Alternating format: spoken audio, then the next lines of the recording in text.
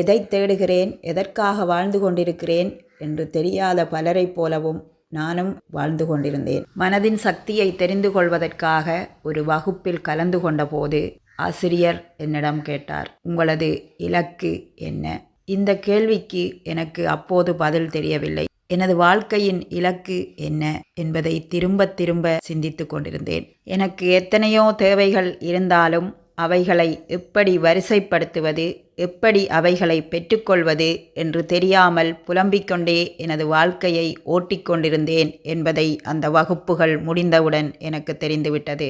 உங்கள் தேவை பட்டியலை கையில் வைத்துக்கொண்டு புலம்பிக் கொண்டிருப்பதால் உங்களது வாழ்க்கையில் மாற்றங்கள் நடக்கப் போவதில்லை. உங்களது கைகளில் இருக்கும் பட்டியல் எத்தனை பெரிதாக இருந்தாலும் பயப்பட தேவையில்லை. உங்களது சக்தியை பயன்படுத்தியே அவைகளை நீங்கள் பெற்றுக்கொள்ளலாம். நான் தயாராக இருக்கிறேன் என்று கமெண்ட் பாக்ஸில் பதிவிடுங்கள். பிரபஞ்சம் உங்களுக்கு உதவி செய்ய தயாராக இருக்கிறது.